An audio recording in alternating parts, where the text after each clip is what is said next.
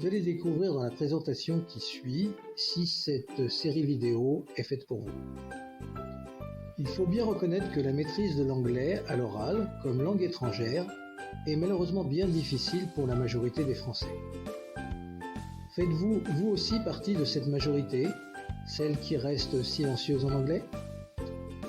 Si vous entreprenez de visionner ces vidéos, c'est probablement le cas.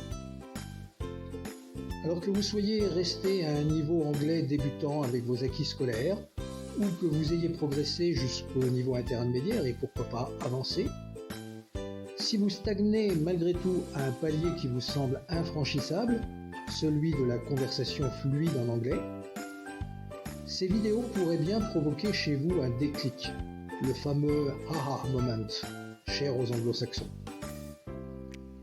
Libre à vous ensuite d'extrapoler cette analyse au regard de la manière dont on vous a appris l'anglais jusqu'ici et des résultats que vous en avez obtenus quant à l'efficacité de ce que je pourrais appeler votre persuasive power. Je veux parler ici de votre capacité à peser de toute votre influence dans d'éventuelles conversations avec des anglophones, si tant est que vous ayez la capacité de converser en anglais avec eux. Car parler anglais est une chose, mais converser en anglais avec des anglophones en est une autre.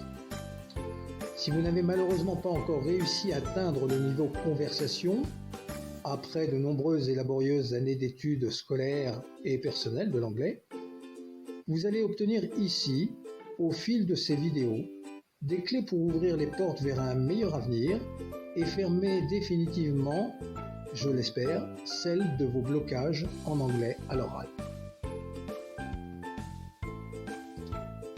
Il est vrai que l'apprentissage de l'anglais en France représente un sacré défi. Pour la plupart d'entre nous, nous avons étudié l'anglais lors de notre scolarité, pour certains à partir de l'école primaire, ensuite au collège, pour d'autres au lycée et éventuellement lors d'études supérieures. Et malgré tout, dès que nous sommes placés en situation de devoir parler avec un anglophone, eh bien nous sommes perdus. Nous sommes perdus parce qu'il y a un problème de compréhension de cet interlocuteur, déjà par sa vitesse de diction, ensuite par son accent, et parce que nous cherchons à traduire ce qu'il nous a dit dans notre tête, à traduire en français, pour ensuite penser à une réponse en français, la traduire dans notre tête en anglais avant de répondre à cet anglophone, ce qui provoque un souci de fluidité de notre expression. Nous avons une expression qui n'est pas naturelle, qui est automatisée, avec en plus la peur de faire des fautes, de ne pas employer les bons mots, de ne pas employer la bonne conjugaison, de ne pas mettre les mots dans le bon ordre, de ne pas employer les bonnes expressions. Et cela produit un blocage. Un blocage qui perdure dans le temps, année après année, parce que nous nous apercevons que nous sommes toujours aussi mal à l'aise à discuter avec un anglophone. Si vous avez étudié l'anglais pendant de nombreuses années, vous avez certainement acquis de bonnes bases. Vous connaissez les règles principales de la construction grammaticale, vous avez du vocabulaire, vous avez appris les verbes irréguliers, vous avez peut-être fait de la phonétique. Mais tout ceci vous a demandé quand même beaucoup de travail à étudier, à apprendre par cœur, à comprendre, à retenir. Et on vous a demandé à chaque fois d'étudier encore et encore. Jusqu'à un point où, au bout d'un moment, il est probable que vous vous sentiez un petit peu à saturation de règles, allant dans la technique de la construction de la langue anglaise, et toujours plus technique, toujours plus, jusqu'au point d'arriver à saturation. Et à un moment donné, faut-il encore apprendre plus?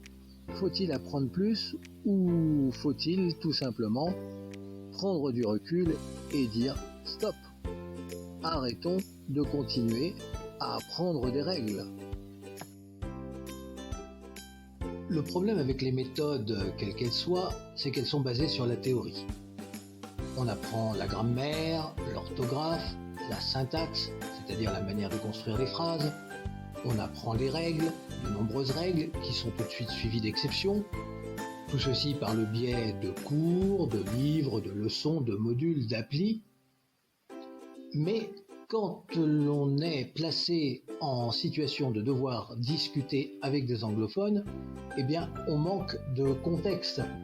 On est incapable d'aller sur un sujet technique, sur un sujet socio-culturel, politique, de se lancer dans une discussion philosophique. On sait décliner notre âge, notre identité, le lieu de résidence, quelques formules de politesse, mais ça ne va pas plus loin. Et en fait, on aimerait bien quelque chose, d'une part, de plus ludique, de plus attrayant, où l'on puisse s'exprimer, on voudrait pouvoir s'exprimer en anglais comme on s'exprime en français.